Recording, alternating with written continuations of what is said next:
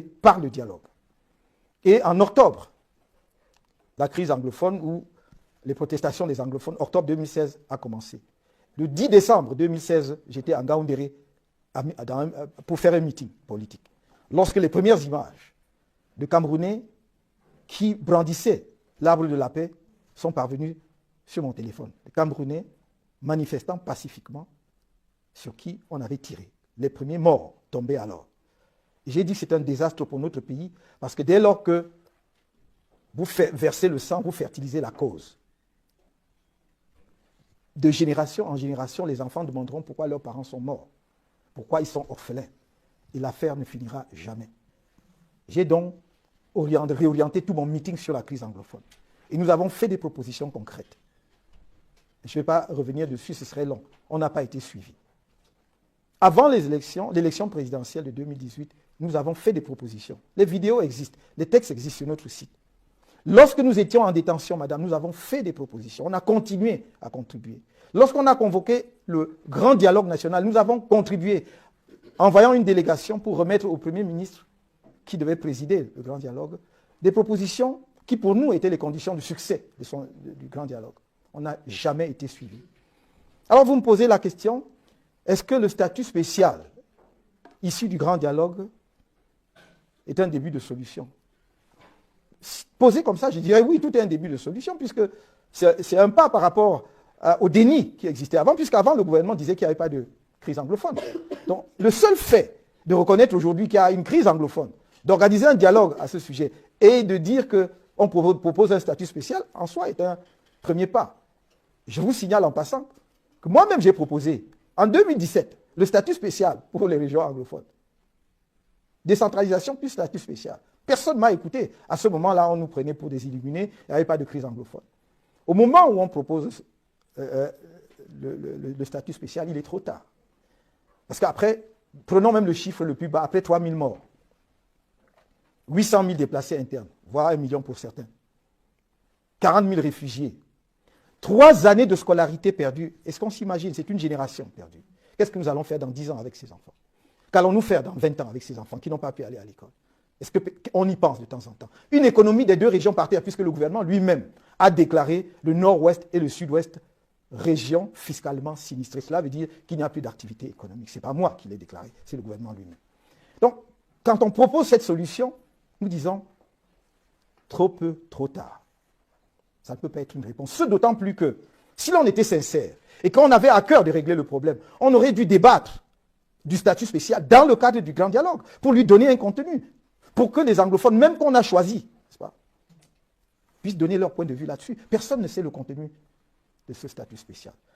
Dans tous les cas, nous avons dit et redit, nous ne croyons pas que la décentralisation, avec un statut spécial pour les deux régions anglophones, soit la réponse aujourd'hui. Donc voilà, en guise de réponse à vos questions, j'espère que je n'ai rien oublié, ce que je pourrais dire. Oui.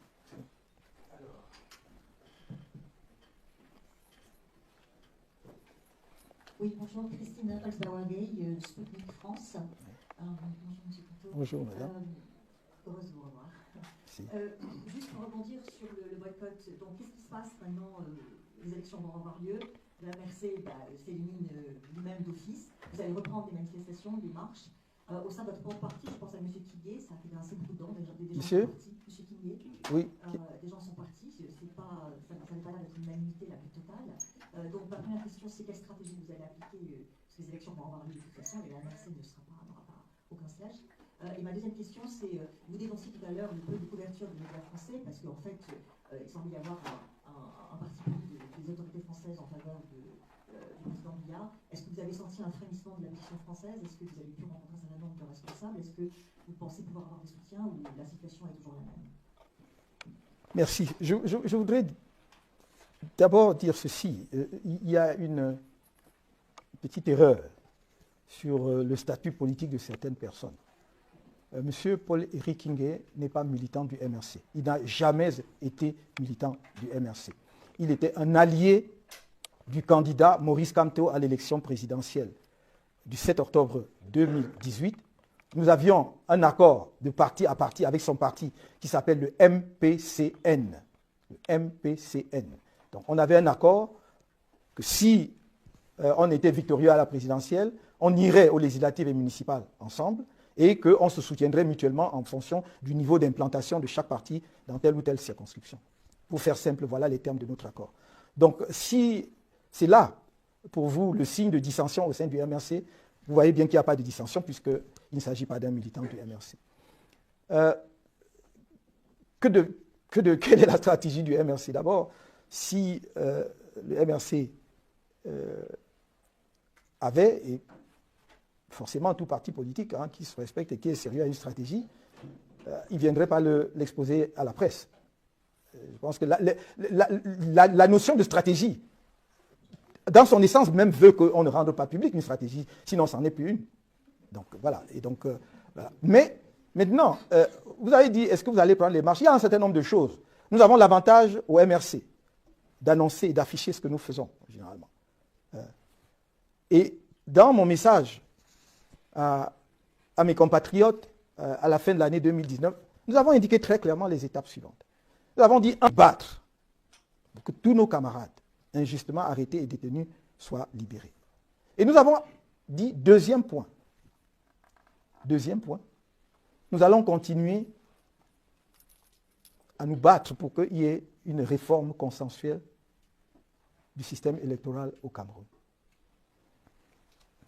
C'est la première fois que j'entends que dans un pays, les dirigeants d'un parti politique qui demandent la réforme des règles du jeu électoral soient considérés comme des ennemis de la patrie, pour chasser. Nous sommes allés en prison pour avoir marché pacifiquement le 26 janvier 2019. Pourquoi? C'était pour trois choses. Nous disions non au hold-up de la paix dans le nord-ouest et le sud-ouest. Donc, il faut ramener la paix, le retour de la paix, arrêter de massacrer les Camerounais.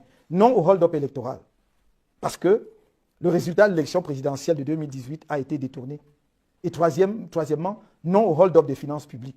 Parce que nous avons perdu l'organisation de la CAN 2019 après que l'État eut débloqué, dit-on, 1000 ou 2000 milliards de francs CFA, dont on ne sait pas la destination. Et personne n'a été sanctionné. Il n'y a eu aucune commission d'enquête. Et c'est ce que nous demandions. Ce n'était pas plus que ça. Il n'y avait rien d'autre. Voilà ce pourquoi on nous a jetés en prison. Parce que des Camerounais ont cru, naïvement, que l'on pouvait faire l'alternance par les urnes.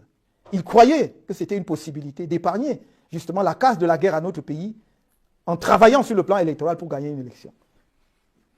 Voilà ce pourquoi nous avons passé 9 mois. Et donc, depuis notre sortie de prison, croyez-vous qu'on a autorisé la tenue d'un seul meeting de notre parti? Non, madame.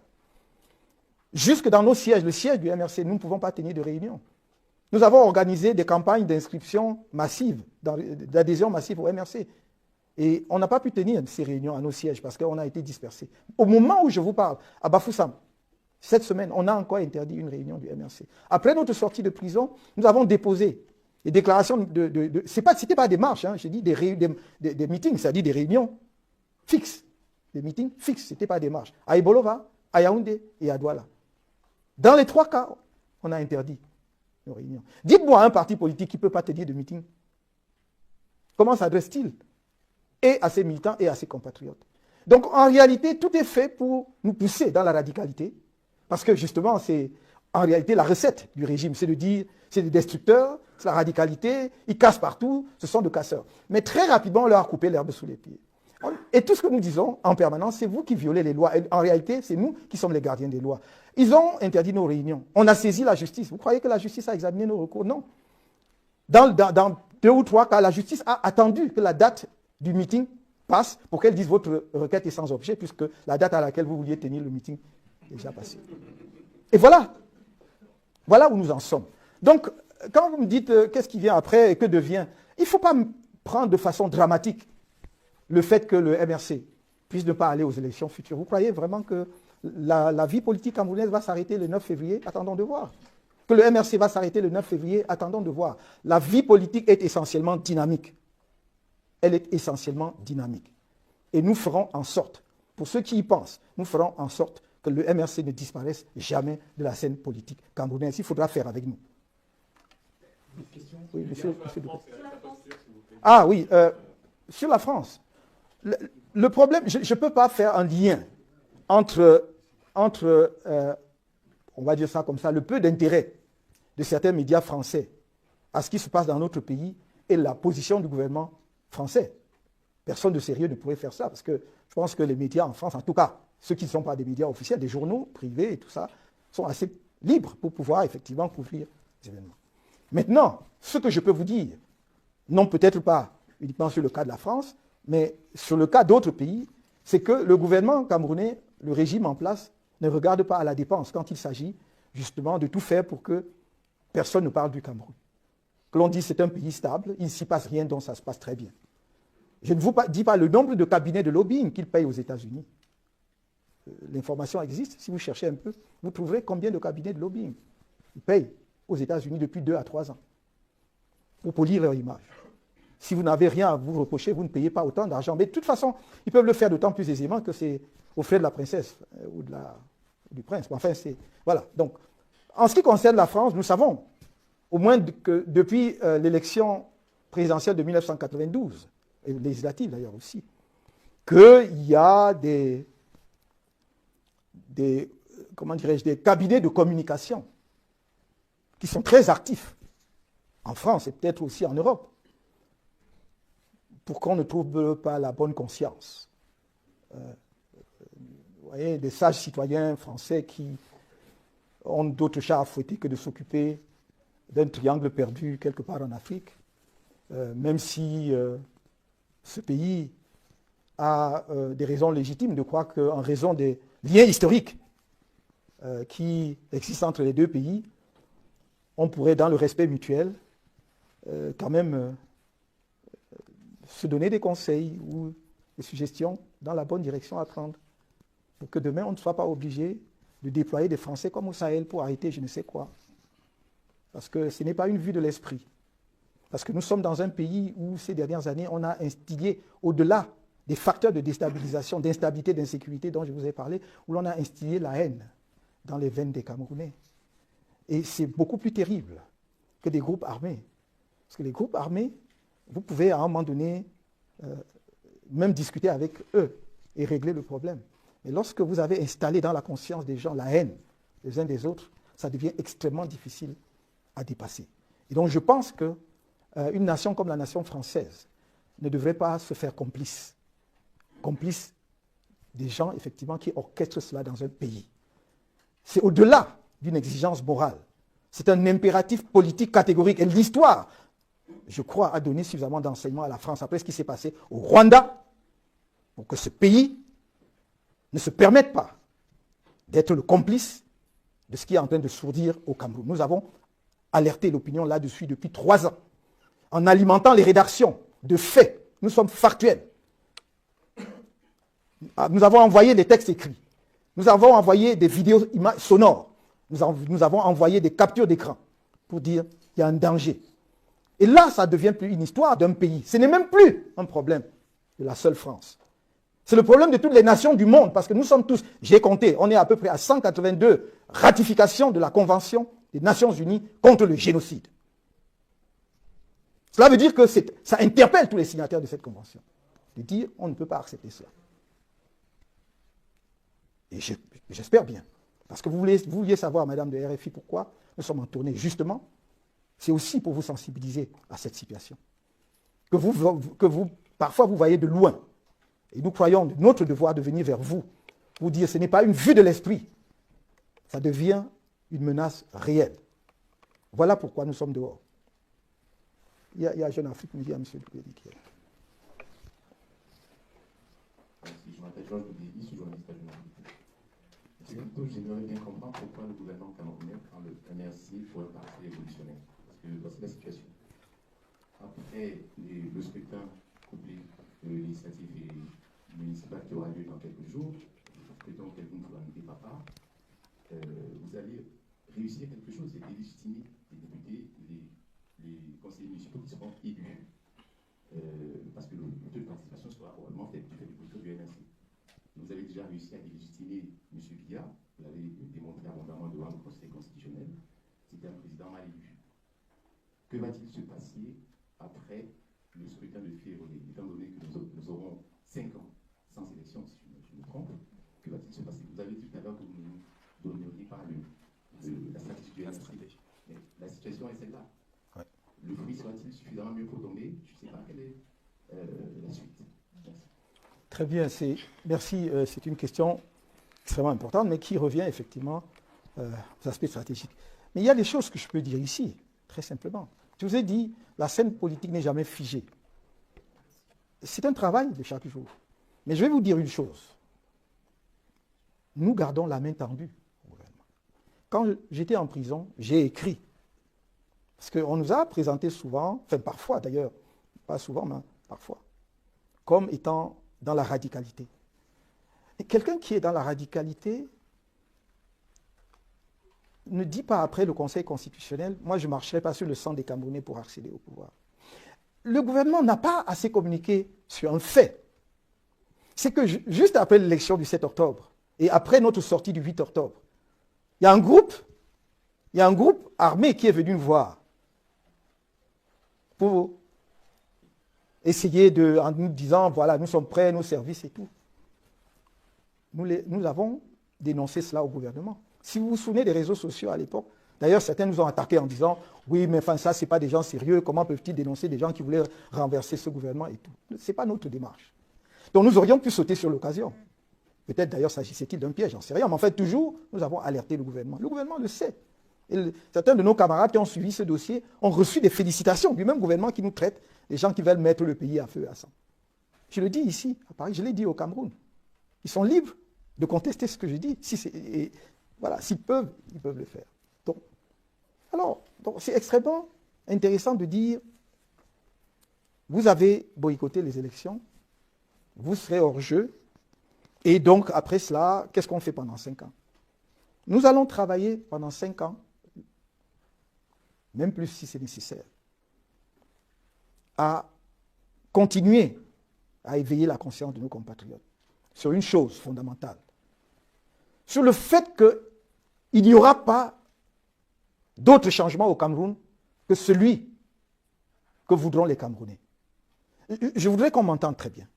Il n'y aura pas de changement au Cameroun et de vrai changement au Cameroun si les Camerounais n'en veulent pas. Cela veut dire que nous voulons travailler la conscience politique de nos compatriotes. Vous pouvez ponctuellement, par un coup d'éclat, arriver au pouvoir. Mais qu'est-ce que vous en faites si vous avez un peuple qui n'a pas une conscience politique élaborée? La construction d'une nation est une œuvre de chaque jour et de longue haleine. Et ça passe par la conscience politique. Si nous en sommes où nous en sommes là aujourd'hui, c'est parce que pendant 7 ans, nous avons travaillé sans relâche. Ça ne tombe pas du ciel. Personne ne nous prenait au sérieux quand on a commencé. Et on a dit, on va parler aux Camerounais. Pourquoi croyez-vous qu'on nous empêche de parler aux Camerounais aujourd'hui? Dites-moi, pourquoi croyez-vous qu'on nous empêche de parler aux Camerounais? Parce qu'ils savent.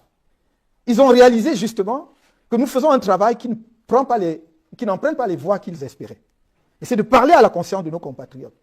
C'est de dire, non, vous n'avez pas été une colonie de qui que ce soit. Vous avez été protectorat allemand.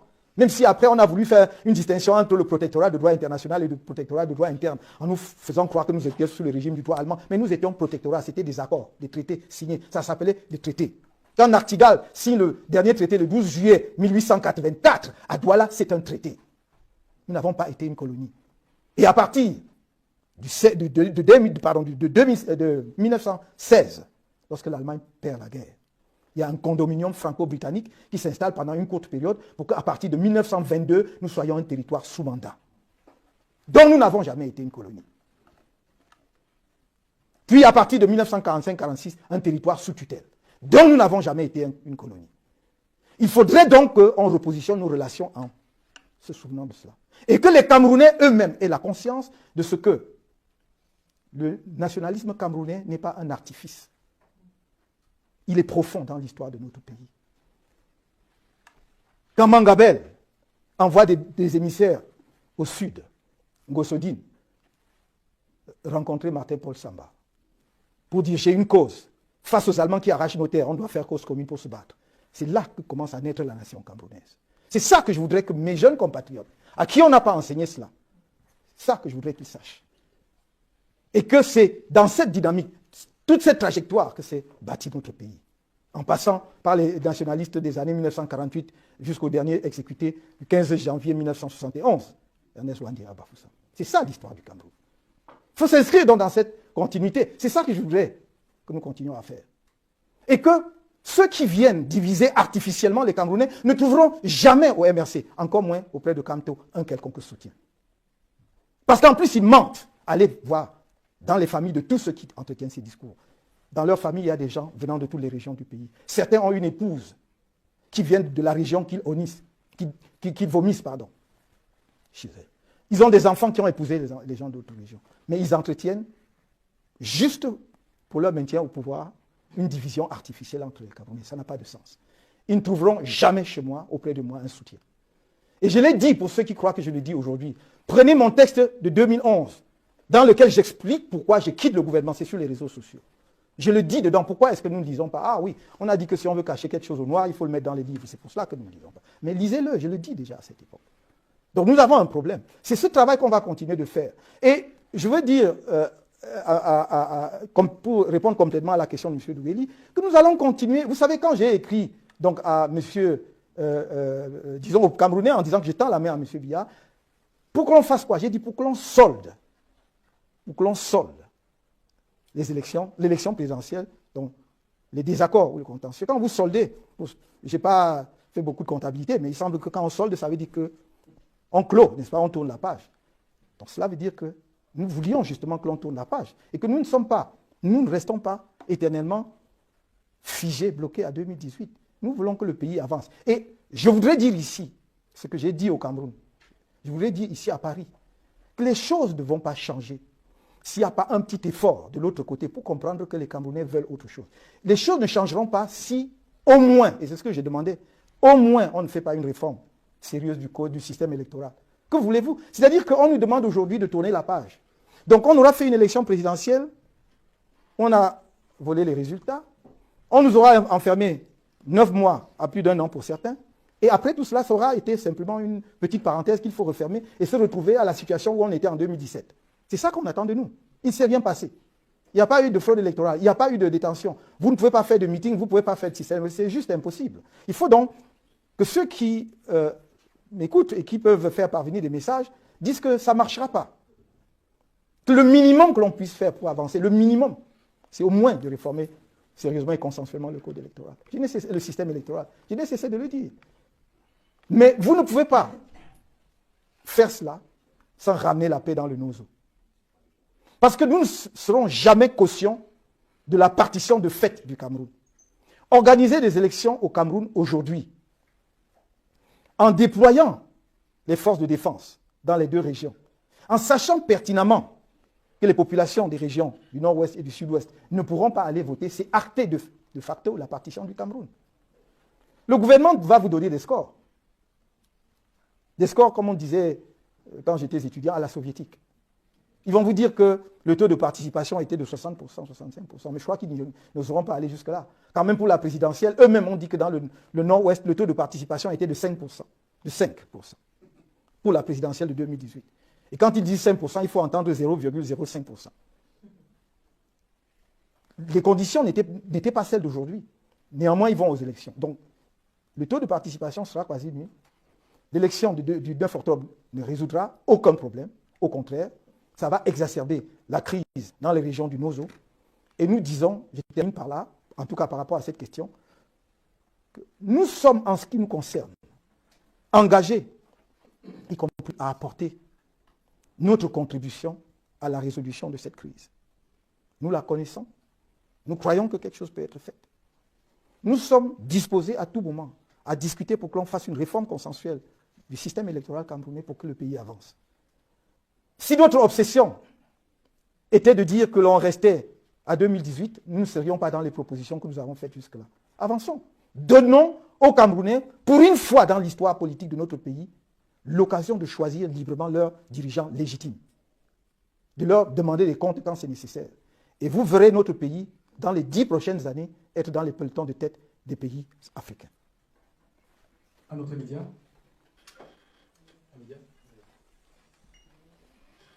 Bonjour, M. Kanto. Je suis Gérard Lebrun pour le Médiateur d'Afrique. Vous avez fait une tournée américaine il y a quelques semaines. Vous avez rencontré des officiels, et notamment le sous-secrétaire d'État Thibon Nagui. Je voudrais savoir quelles étaient les conclusions de votre rencontre et quel était l'intérêt.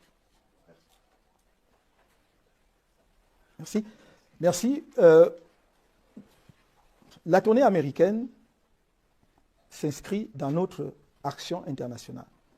Je vous ai dit que la phase 3 du plan de résistance nationale indiquait très clairement, donc c'est pour ça que je disais, nous affichons ce que nous faisons, indiquait très clairement que s'il n'y avait pas de révision consensuelle du système électoral avant les élections, s'il n'y avait pas de progrès dans la résolution du crise de nos eaux, nous allions intensifier notre campagne internationale pour sensibiliser tout le monde, à tous les niveaux, sur la situation de notre pays. C'est ce que nous avons fait en allant aux États-Unis. C'est ce que nous faisons en étant en France. Si nous ouvrons moins facilement les portes en France qu'ailleurs, ce n'est pas faute d'y frapper. Après, quand vous arrivez chez quelqu'un, c'est lui qui vous ouvre, ce n'est pas vous qui ouvrez. Nous n'avons jamais cessé de faire les démarches ici. Non pas dans l'espoir que qui que ce soit nous ira mettre au pouvoir au Cameroun. Ça n'a jamais été notre intention. Nous avons toujours dit, et je viens d'ailleurs de le répéter, le changement au Cameroun, l'évolution de notre pays dépend et dépendra toujours, dans notre conception, des Camerounais. Je n'attends pas de rentrer dans un transal. Il faut être placé quelque part. Non. Mais il est de mon devoir d'expliquer, premièrement, aux pays amis, avec lesquels nous avons des liens historiques forts. Deuxièmement, aux puissances, membres de la communauté internationale, ce qui se passe dans notre pays. Parce que c'est aussi leur devoir. Vous voyez bien, qu'il s'agisse de ce pays ou des États-Unis, sont des membres permanents du Conseil de sécurité. C'est eux aussi qui décident des affaires du monde, notamment en ce qui concerne le maintien de la paix et de la sécurité internationale. Donc c'est notre devoir d'aller vers toutes ces nations-là, pour leur expliquer ce qui se passe dans notre pays. Parce que vous savez très bien que vous pouvez présenter un conflit comme étant un conflit purement interne. Et donc ça ne concerne pas la communauté internationale. Mais si l'on voit qu'un conflit interne est de nature à affecter la paix et la sécurité d'une sous-région, d'une région ou d'une sous-région, à ce moment-là, l'ensemble de la communauté internationale a le devoir de s'y intéresser. Et nous croyons que ce que vit le Cameroun depuis ces 3 dernières années ne peut plus être considéré simplement comme un conflit interne. Il faut qu'on nous aide, puisque nous n'y parvenons pas par nous-mêmes, à régler ce problème et à le régler au plus vite. Et donc voilà ce que nous essayons d'expliquer partout où on veut bien nous accueillir pour entendre notre point de vue. Il peut arriver que certains pays aient leur propre schéma de lecture de la réalité du monde. Nous ne pouvons que le constater, le respecter, parfois le déplorer, mais nous n'y pouvons rien. En ce qui concerne notre démarche aux États-Unis, mais c'est valable ici également, vous comprendrez aussi que je ne puisse pas aller dans les détails des échanges que j'ai avec les autorités d'un pays. Mais ce que je peux vous dire, c'est que nous présentons la situation de notre pays et nous présentons les solutions que nous proposons pour régler les problèmes.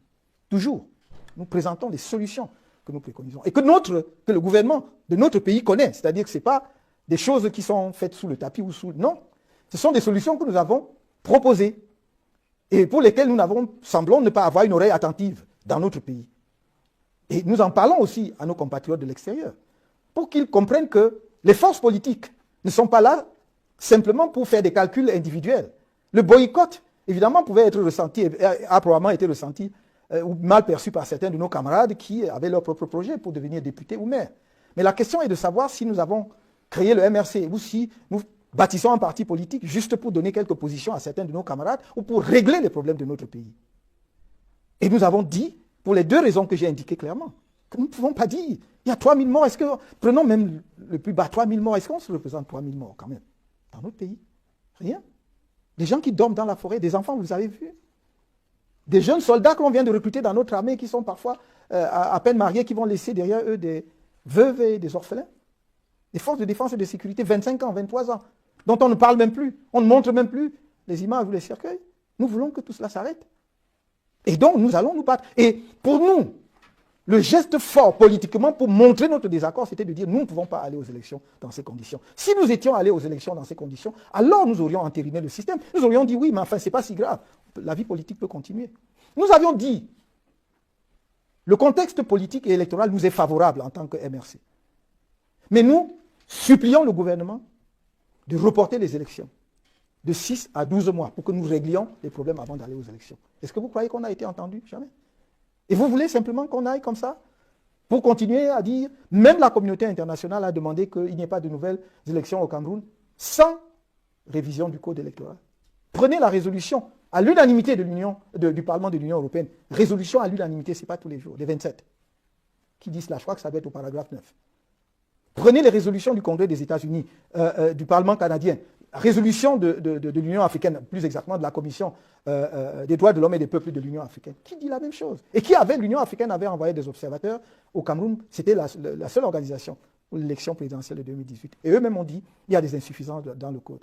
Bien mieux, et l'ECAM, qui est mise en place par le gouvernement, dans 2 rapports distincts, a dit qu'il faut faire la réforme du code électoral. Et l'ECAM. Est-ce que le gouvernement a entendu? Pour quel procès nous fait-on? Qu'est-ce qu'on veut nous faire croire? Et tout le monde nous dit toujours, oui, mais vous avez tort de boycotter, au point où un parlementaire français, en visite au Cameroun, s'est permis de faire une ingérence aussi grave dans les affaires internes de notre pays, en disant, voilà, ce parti politique-là aurait intérêt à aller aux élections, on a toujours tort de ne pas y aller. Il faut qu'on soit sérieux à cet instant. Sauf si on considère que les Africains ne sont pas des êtres humains comme les autres. On ne peut pas dire, je ne crois pas que dans ce pays, si les républicains disent qu'ils ne vont pas aux élections, on va quand même aller aux élections. Il y a les élections municipales qui arrivent ici en France. Si le parti dit, les républicains disent, on ne va pas aux élections. Et vous savez comment ils ont baissé, n'est-ce pas, en termes électoraux. Mais ça reste la principale force d'opposition.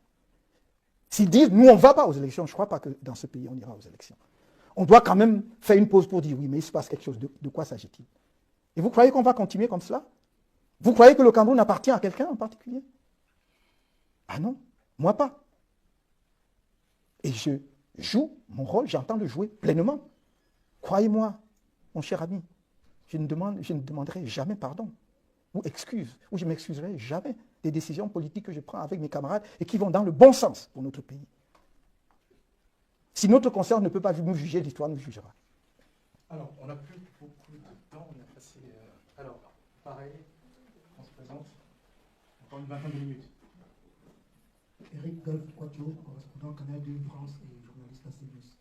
Monsieur Cameroun, vous avez commencé cette conférence en nous disant que vous êtes venu dire merci à tous les Camerounais. Vous avez dit tous les Camerounais, sans exception, même ceux qui passent les journées à vous insulter.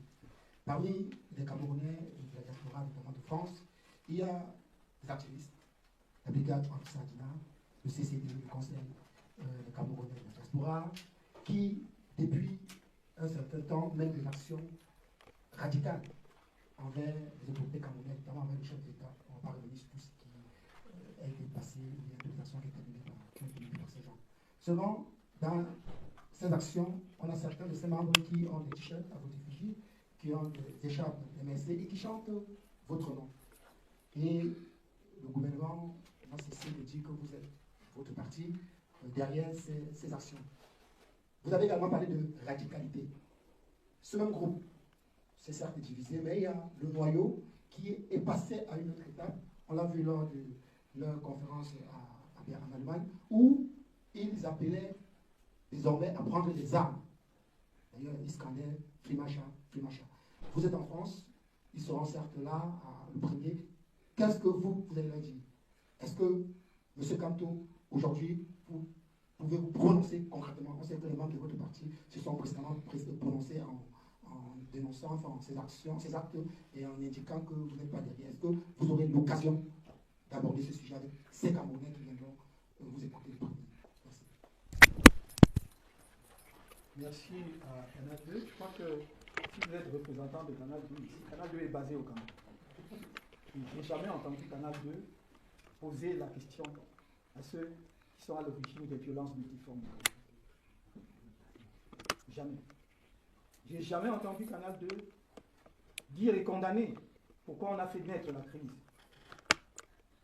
anglophone et pourquoi on l'a transformé en un conflit armé qui dure depuis 3 ans et qu'on refuse de régler. Vous croyez qu'il y a une forme de violence acceptable, monsieur du Canal 2? Y aurait-il une forme de violence acceptable? Vous me posez une question à laquelle vous avez déjà eu des réponses, puisque je me suis exprimé là-dessus. Pas une fois, pas dans un seul discours. Cher monsieur, je considère mon travail, je prends mon travail un peu plus au sérieux que celui qui consiste à me faire tourner en rond. J'ai dit et je répète, je condamne toutes les formes de violence. Je dis bien toutes les formes de violence. Mais je ne fais pas une distinction comme certains voudraient m'amener à le faire entre une bonne violence qui serait acceptable parce qu'elle serait faite par des gens en uniforme et d'autres formes de violence. Je vous ai indiqué ma voie, pourquoi me posez-vous une question sur les actes et les actions des autres? Quand j'avais 18 ans, j'avais dans ma chambre